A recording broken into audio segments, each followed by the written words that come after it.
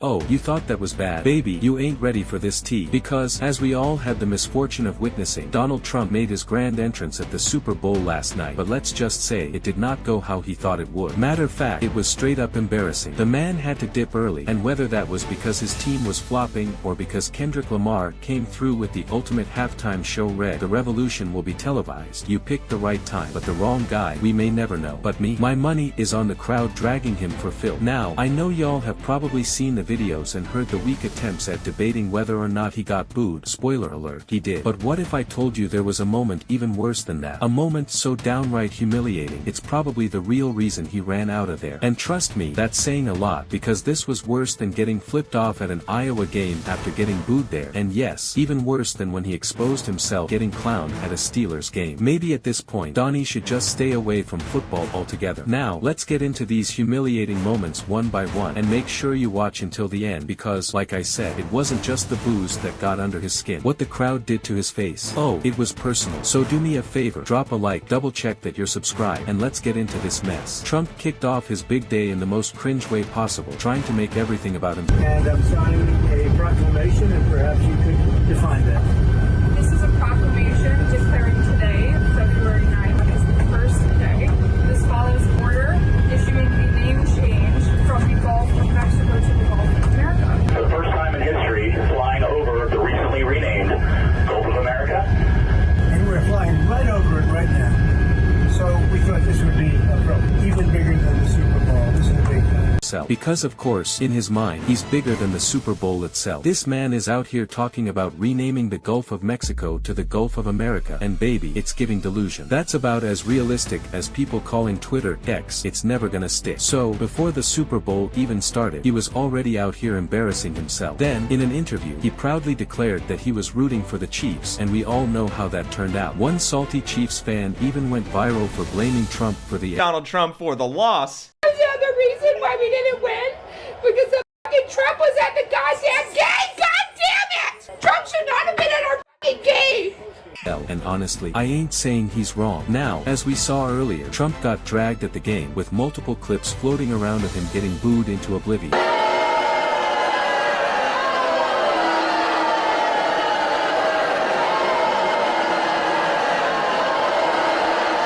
Take a listen to this one right here. Oh, that ain't cheering, baby, that's straight up cheering. And for the folks trying to push that fake news narrative that he was getting cheered, we got receipts, and they say otherwise. Just listen to this clip. You can hear one man loud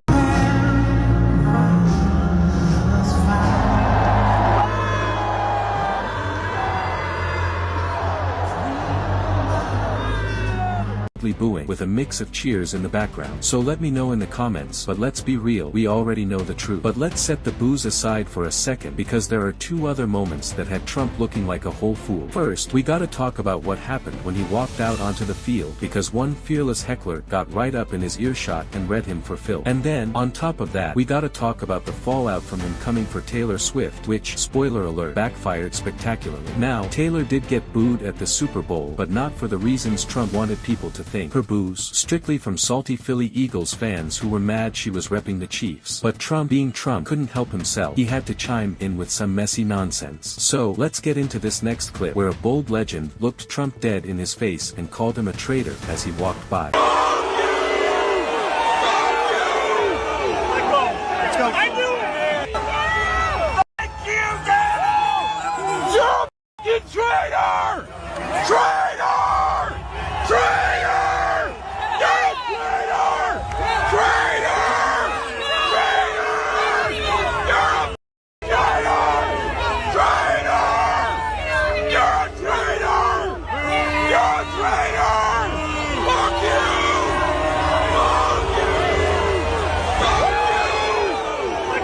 Yeah, those were some harsh words, but let's keep it a buck. A whole lot of people there felt the exact same way. And the humiliation didn't stop there. Trump ran to his plane, hopped on Truth Social, and tried to shade Taylor Swift, thinking the MAGA crowd would have his back.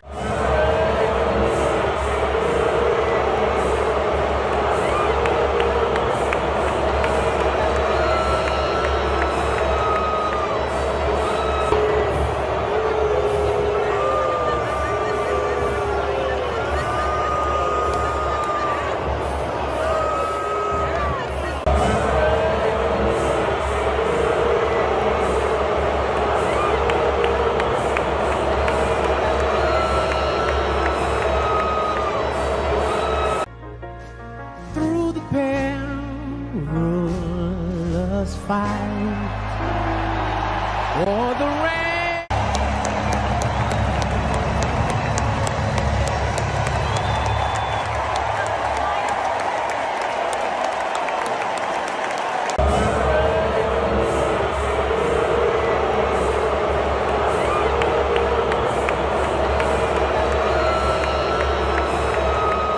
Boy, was he wrong. Here's what he posted. The only one who had a tougher night than the Kansas City Chiefs was Taylor Swift. She got booed out of the stadium. MAGA is very unforgiving. Now, first of all, Donnie, you're the one who left early. Taylor sat there, took it on the chin, and enjoyed the whole game like a grown adult. Meanwhile, you tucked tail and ran. But the real gag, people are sick and tired of his mess. One person tweeted, "I'm so tired of this man and it's only been 3 weeks into the year." And another viral tweet hit the nail right on the head. And how exactly is beefing with a pop star supposed to fix egg prices? And let's not forget this comment. He's such an ass. Honestly, I couldn't have said it better myself. Not only did Trump make himself look foolish before the Super Bowl, he then embarrassed himself at the Super Bowl, leaving early like a sore loser, and then clowned himself.